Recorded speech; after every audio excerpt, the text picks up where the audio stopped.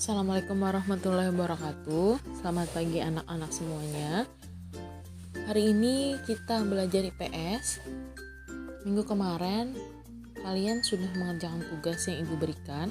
Hari ini ibu akan menjelaskan materi mengenai letak dan luas Indonesia. Nah, minggu lalu kalian sudah mengerjakan tugas mengenai peta dan letak geografis serta astronomis Indonesia. Jadi hari ini ibu akan lebih menjelaskan mengenai letak dan luas Indonesia. Nah, yang pertama dulu, siapkan alat tulis kalian, dicatat yang ada di video ini. Kemudian kalian simak dengan baik rekaman video ini. Yang pertama yang akan kita bahas adalah luas Indonesia. Indonesia dikenal dengan sebutan negara kepulauan karena Indonesia memiliki jumlah pulau yang sangat banyak di dunia. Bisa kita lihat dengan banyaknya pulau-pulau di Indonesia ini, contohnya ada Pulau Kalimantan, Pulau Jawa, Sumatera, Sulawesi, dan lainnya. Nah, Badan Informasi Geospasial menyebutkan wilayah Indonesia terdiri atas dataran seluas 1.922.570 km persegi dan perairan seluas 3.257.483 km persegi. Yang kedua yang akan kita bahas adalah letak Indonesia. Nah, letak suatu wilayah itu dapat dilihat dari letak geografis dan astronomisnya. Nah, apa itu letak geografis dan astronomis? Akan ibu jelaskan satu persatu kepada kalian. Yang pertama dulu yaitu letak geografis. Letak geografis adalah letak suatu daerah yang dilihat dari kenyataan di bumi dan semua tempat, termasuk Indonesia punya letak geografis. Letak geografis menentukan letak posisi suatu daerah dengan daerah yang lain. Apabila dilihat dari letak geografisnya, Indonesia berada di antara benua Australia dan Asia, serta di antara Samudra Hindia dan Samudra Pasifik.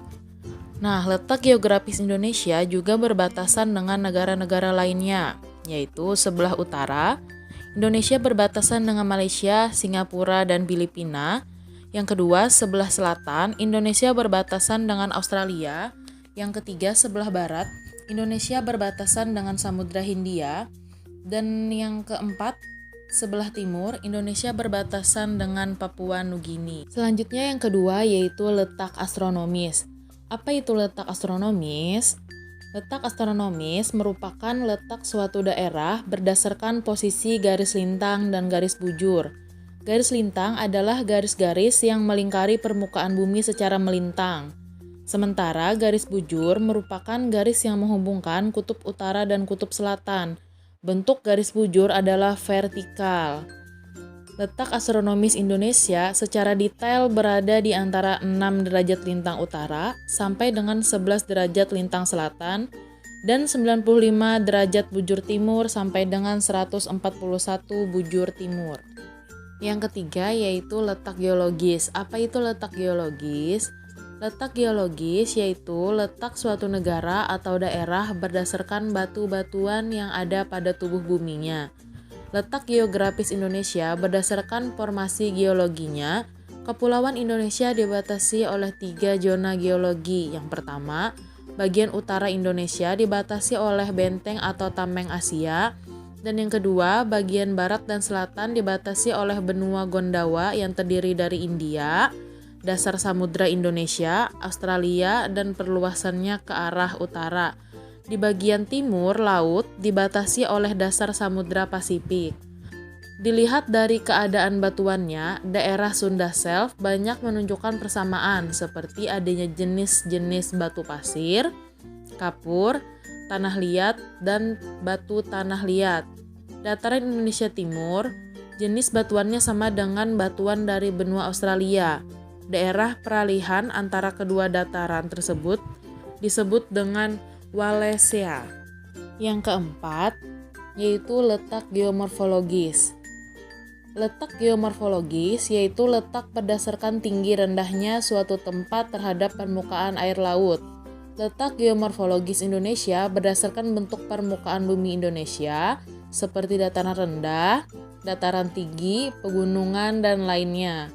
Perbedaan letak geomorfologis mempunyai pengaruh. Yang pertama, adanya suhu yang berbeda-beda mempunyai pengaruh terhadap jenis tanaman.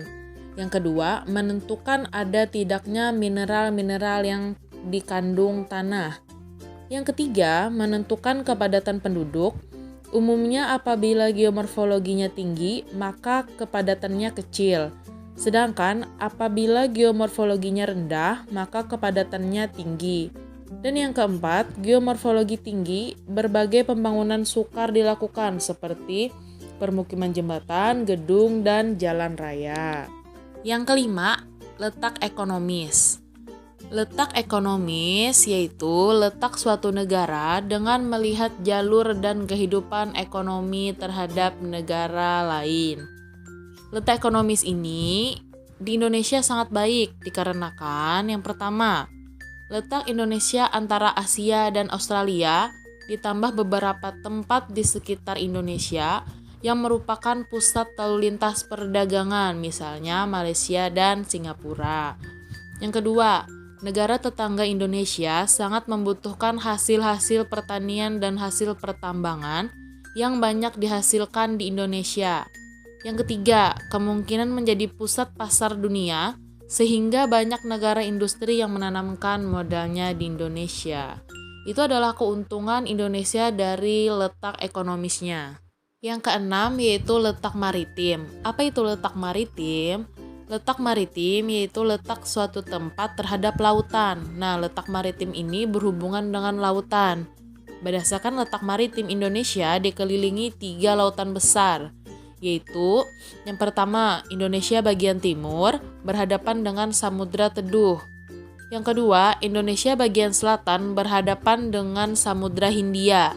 Yang ketiga, Indonesia bagian utara berhadapan dengan Laut Tiongkok Selatan. Nah, letak maritim Indonesia juga mempengaruhi hal-hal berikut. Yang pertama, adanya usaha kegiatan pelayaran, perikanan, serta pelabuhan di wilayah Indonesia. Ditinjau dari segi ekonomi, Indonesia mempunyai potensi besar untuk mengembangkan usaha-usaha yang dimungkinkan oleh keadaan maritimnya atau lautnya. Yang terakhir yaitu letak sosial kultural. Apa itu letak sosial kultural?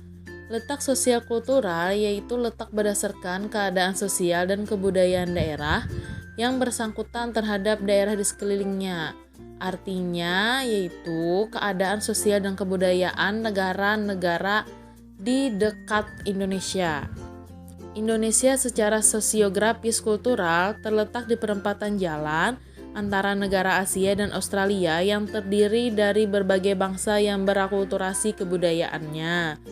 Letak sosial Indonesia banyak mempunyai persamaan dengan negara-negara tetangga, seperti sedang menghadapi masalah ledakan penduduk atau banyaknya penduduk.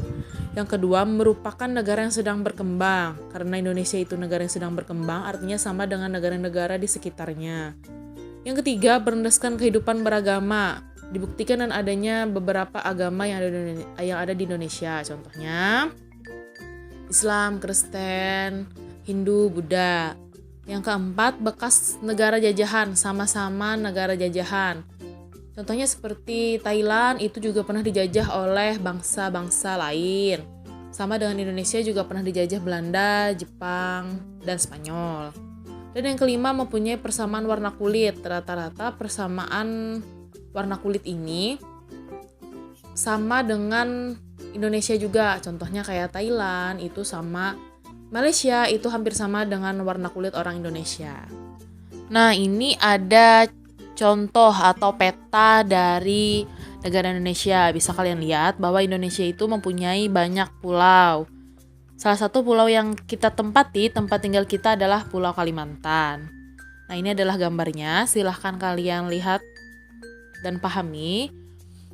Oke, sampai sini dulu penjelasan Ibu hari ini. Apabila ada yang ingin ditanyakan, silahkan komentar atau bisa kita diskusikan di Google Classroom IPS ya. Bisa juga kita diskusikan melalui grup WhatsApp. Oke? Sampai sini dulu, Ibu tutup. Assalamualaikum warahmatullahi wabarakatuh.